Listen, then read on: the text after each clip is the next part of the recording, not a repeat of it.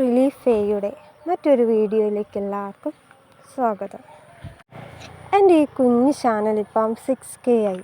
എന്നെ സപ്പോർട്ട് ചെയ്ത എല്ലാവർക്കും ഒരുപാട് നന്ദി പറയുന്നു.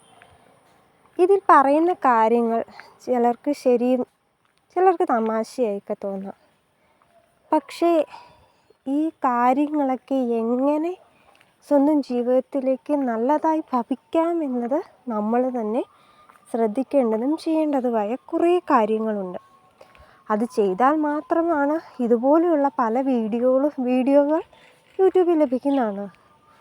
ഒറ്റയടിക്ക് കണ്ടാൽ നേട്ടം വന്നു, രാജയോഗം വന്നു, രക്ഷപ്പെട്ടെന്നല്ല വിചാരിക്കണ്ടേ.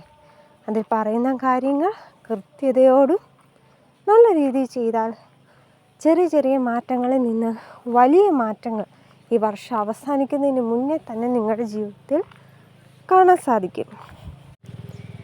ഈ വീഡിയോകളിലെല്ലാം പറയുന്നത് പോരാതെ നിങ്ങൾക്ക് നല്ല രീതിയിൽ തങ്ങളുടെ ജാതകത്തിൽ യോഗമായോ എന്നെല്ലാം ഒരു ആചാര്യനെ കണ്ട് മനസ്സിലാക്കി ചെയ്യുക.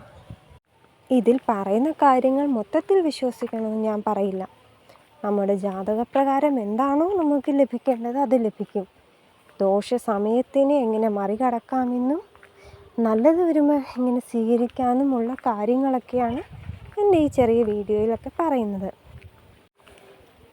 നമുക്ക് വലിയ വലിയ വഴിപാടുകളൊന്നും നടത്താൻ സാധിച്ചില്ലെങ്കിൽ പോലും നമ്മുടെ അടുത്തുള്ള ക്ഷേത്രങ്ങളിൽ കയ്യിൽ പണമില്ലെങ്കിൽ പോലും ഒന്ന് പോയി ദർശിക്കുകയും സ്വന്തം വീട്ടിൽ ഇരുന്ന് പ്രാർത്ഥിച്ചാലും മതി. പക്ഷേ ക്ഷേത്രങ്ങളും അവിടെയൊക്കെ പോയി ഇരുന്ന് പ്രാർത്ഥിക്കുന്നത് വഴി കുറച്ചും കൂടെ പോസിറ്റീവ് എനർജി നമ്മളിലേക്ക് വന്നെത്തും.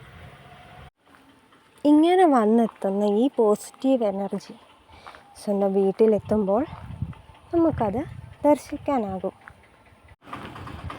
കൂടെ നമ്മൾ മുടങ്ങാതെ പറ്റുന്ന സമയങ്ങളിൽ എല്ലാ വ്യാഴാഴ്ച ദിവസവും രാവിലെ എഴുന്നേറ്റ് കുളിച്ച് ശുദ്ധിയായി പൂജാമുറിയിൽ വിളക്ക് കത്തിച്ച് ഓം നമോ നാരായണായ എന്ന മന്ത്രം 108 തവണ ചൊല്ലുക. എൻ്റെ ജീവിതത്തിലെ അനുഭവം വെച്ച് ആദ്യമൊക്കെ അത് കഠിനം തന്നെയാണ്. 108 തവണ എന്ന് പറയുന്നത് ചൊല്ലുക, അത് ചൊല്ലി തീർക്കുക എന്നത്. പക്ഷേ നമ്മൾ തുടർച്ചയായി അത് ചെയ്യുക വഴി ആ നാമം അല്ലെങ്കിൽ ആ മന്ത്രം നമുക്ക് വളരെ ലളിതമായി തോന്നും. ഏതൊരു മന്ത്രമാണെങ്കിൽ പോലും വിശ്വാസം അർപ്പിച്ച് ചെയ്തു കഴിയുമ്പോൾ ലളിതമായി തീരും. അതുപോലെ തന്നെയാണ് കഠിനവും തടസ്സവും എല്ലാം മാറിക്കിട്ടാൻ ദൈവത്തിൽ ആത്മാർത്ഥമായി എല്ലാം സമർപ്പിച്ച് നമ്മൾ ചെയ്യണം. ചെയ്യുന്ന വഴി മാത്രമേ ഫലം നമുക്ക് കിട്ടുകയുള്ളൂ. ഇരിക്കുന്ന ആപത്തുകളെ അതിൽ നിന്ന് നമുക്ക് രക്ഷപ്പെടാനാവും.